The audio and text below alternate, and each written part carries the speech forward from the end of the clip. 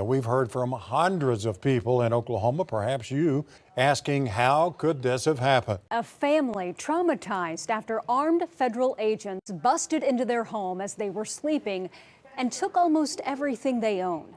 Yeah, this story is from the local station K4 in Oklahoma, where a woman says about 20 armed agents busted down her door in the middle of the night, forced her and her 3 daughters outside in the rain, in their underwear, at gunpoint.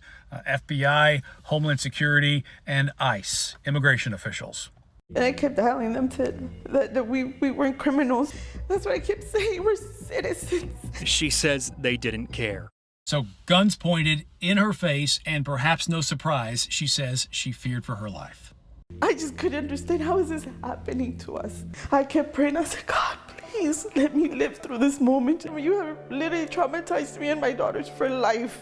So now that mom says she's left stuck, that she can't buy gas, can't buy her kids food, because she says the officers took her phones, laptop, documents, and seized her life savings, all her cash, as evidence.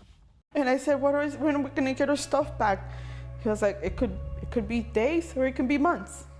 So this mom and her 3 daughters had just moved to Oklahoma from Maryland. They'd only been there about 2 weeks. In fact, her husband hasn't even made the trip yet. But the feds are holding on to all their stuff as evidence because they were looking for someone who used to live in that house.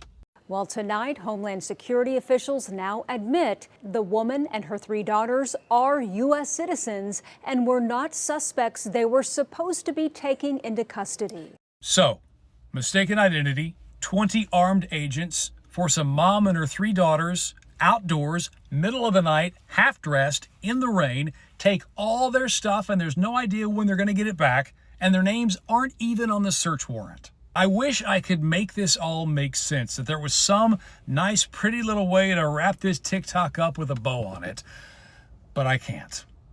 Maybe you can.